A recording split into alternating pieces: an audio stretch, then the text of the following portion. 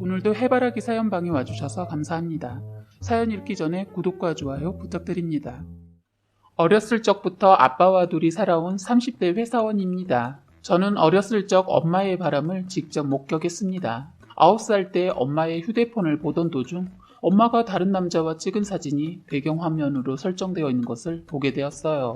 그걸 보고는 엄청나게 고민을 하다가 아빠에게 말을 하니 엄마가 바람을 피고 있다는 것을 아빠는 이미 알고 있었습니다. 알고 보니 둘은 이미 이혼을 준비하고 있던 상황이었고 아빠는 저에게 충격을 주고 싶지 않아서 엄마에게 조심해달라고 한 상태였더라고요. 그런데 엄마는 빨리 이 삶에서 벗어나고 싶었는지 엄마의 바람 사실을 일부러 제가 엄마 폰을 할 때 볼 수 있도록 배경화면으로 설정해 두었던 것이었습니다. 제가 바람 사실을 알게 되자 이혼은 빠르게 진행되었고 저는 엄마 없이 아빠의 밑에서 홀로 키워졌습니다. 아빠는 제가 엄마 없이 자라난 아이라는 말을 듣지 않게 하기 위해서 아침마다 열심히 제 머리를 따주고는 했습니다. 그리고 제가 첫 생리를 시작할 때쯤부터 저희 아빠는 화장실에 항상 생리대를 사두셨어요. 그런 아빠의 사랑으로 학창 시절 놀림을 받더라도 저에게는 별 영향이 미치지 않았던 것 같아요. 저희 부녀는 가끔 엄마 얘기가 나올 때면 이런 말을 하고는 했습니다. 아빠는 엄마가 다시 찾아와서 무릎 꿇고 빌면 어떻게 할 거야? 한 대 때릴 거야? 아니면 용서해 줄 거야? 때리지도 용서하지도 못할 것 같네.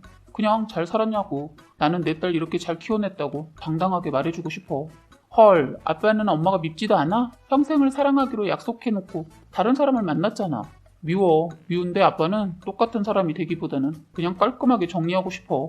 그렇게 저는 한부모 가정에서 키워졌지만 넘치는 사랑을 받으며 자랐습니다. 학창시절을 잘 보내고 대학을 졸업한 뒤 번듯한 대기업을 취업을 하게 되었어요. 솔직히 첫 사회생활을 상상한 것보다 많이 힘들었지만 첫 월급을 받은 후 아빠와 함께 레스토랑에 갔는데 그렇게 뿌듯하고 행복할 수가 없더라고요.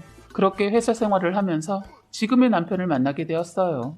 남편은 저보다 3살이 더 많은데 입사 동기이다 보니 서로 의지를 많이 하게 되었고 결국 진지하게 만나게 되었습니다. 그렇게 저희는 2년 정도 연애하고 결혼을 하게 되었습니다.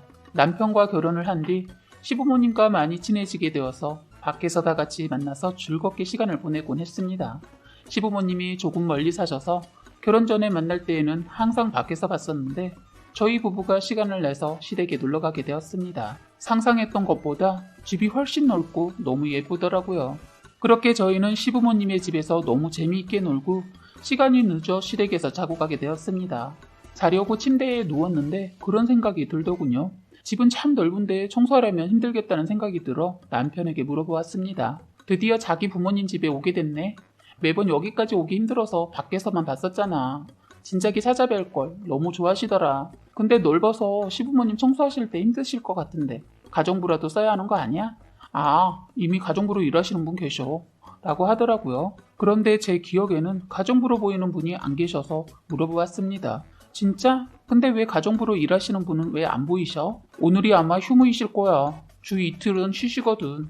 그러길래 그냥 가정부 아주머니가 일을 하시는구나 하고 넘어갔었습니다. 그렇게 한 달 정도가 지나고 시부모님이 집에 또 초대를 해주셔서 놀러가게 되었습니다. 남편과 뭘 사갈까 고민하다가 커피를 한 잔씩 사서 가려는데 갑자기 가정부 아주머니가 떠올랐어요. 오늘은 가정부 아주머니 일하시는 날이야? 잠깐만. 오늘은 계실 것 같다. 왜? 아니야. 그분 거 음료도 사가려고.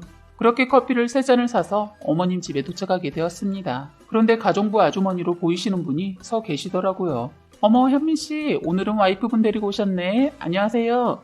안녕하세요. 하고 인사를 하는데 가정부 아주머니가 갑자기 제 얼굴을 보고는 얼굴빛이 살짝 굳더니 해야 할 일이 생각났다며 들어가시는 거예요. 그래서 많이 바쁘신가 보네 했습니다. 저희 부부는 시댁에서 즐거운 시간을 보내고 시간이 늦어져 집으로 서둘러 왔습니다. 그런데 남편의 폰으로 가정부 아주머니의 문자가 왔다는 겁니다. 문자의 내용은 혹시 저의 번호를 알려줄 수 있냐는 문자였어요. 남편은 제 번호이기 때문에 저에게 물어본 것이었고 저는 시댁에서 일하는 분이면 번호 정도는 교환해도 나쁘지 않을 거라고 생각했습니다. 그렇게 가정부 아주머니에게 저의 번호를 알려주고 저도 가정부 아주머니의 번호를 저장해 두었어요. 한참 후 시댁에 또 가게 되었는데 아주머니가 보이지 않더군요. 물어보니 저희가 다녀갔던 그날 이후로 아주머니가 잠깐 쉬고 싶다고 하셨다는 겁니다. 원래는 휴무일에만 쉬시고 휴가도 필요 없다고 하셨던 분이라서 시댁 식구들은 의아해했지만 오랫동안 일을 해오셔서 힘든가 보다 하고 쉬시라고 했다고 합니다. 그런데 제가 회사를 가지 않는 토요일에 갑자기 가정부 아주머니의 번호로 전화가 오더군요. 무슨 일인가 바로 전화를 받았어요. 세영씨, 저 현민씨 가정부 아주머니예요. 혹시 오늘 볼 수 있나요? 네. 근데 갑자기 왜 그러세요? 만나서 얘기 드릴게요. 어디가 편하겠어요? 시댁 앞에 있는 카페에서 3시쯤 뵐까요? 그래요. 갑자기 온 통화를 받아 얼떨결에 약속이 생긴 저는 약속 시간에 맞춰 카페로 나가게 되었습니다. 카페에는 아주머니가 먼저 와 계시더라고요. 안녕하세요, 아주머니. 오랜만에 뵙네요. 일은 조금 쉬신다고 들었어요. 네, 맞아요. 조금 지치더라고요. 그런데 오늘 왜 부르신 거예요? 제가 이렇게 물어보니 쉽게 말을 하지 못하고 우물쭈물 하시더군요. 그래서 왜 이러시냐고 했더니 다음 하시는 말이 기가 막히더라고요. 세영아, 충격받지 말고 들어주렴. 나 너 엄마야. 내 아빠는 잘 지내니? 갑자기 아주머니의 말에서 엄마라는 말이 나오길래 순간 벙쪘습니다. 20년간 저에게 엄마란 없는 존재였는데 가정부 아주머니가 저의 엄마라고 이야기하다니 어이가 없더라고요. 그 말을 듣고 나니 잘 기억도 나지 않던 엄마의 모습이 어렴풋이 떠올랐습니다. 그래서 다시 한번 물어봤죠. 방금 뭐라고 하셨어요? 제 엄마라고요? 20년 전에 네 아빠랑 헤어진 엄마 말이야. 차라리 잘 사는 모습으로 나타나 주던가 다른 집에서 일하는 모습으로 제 앞에 나타난 저의 엄마라는 사람을 보며 치가 떨리고 구역질이 나더라고요. 엄마라고요? 저는 20년 전 그 일 이후로 엄마라는 사람은 제 기억 속에서 지웠습니다. 그 자리에 새로운 사람이 들어오면 들어왔지 당신이 들어올 자리는 없어요. 어떻게 뻔뻔하게 다시 연락을 할 생각을 했는지 이해가 되지 않네요. 나도 연락해야 할지 말지 고민 많이 했어. 말도 안 되는 경우인 건 알지만 그래도 다시 얼굴 보니 좋아서 연락한 거야. 경우 없는 행동이라는 거 자신도 잘 아시면서 왜 그러시는 거예요? 정말 무례하고 불쾌하네요. 제가 지금까지 엄마 없이 살면서 무슨 취급을 받고 무슨 놀림을 받았는지 알고는 계세요? 저에게 부모님은 아빠뿐이니 연락 그만 주세요. 도대체 무슨 낯짝인지 이해가 되지 않네요. 세영아, 엄마는 그래도... 라고 하는 이 사람의 말을 끊고 제가 말을 이어갔습니다. 저를 만났으면 20년 전 일을 사과하는 게 먼저 아닌가요? 9살짜리 아이한테 부모가 바람피는 모습을 보게 하는 게 정상적인 사고방식이라고 생각이 드세요?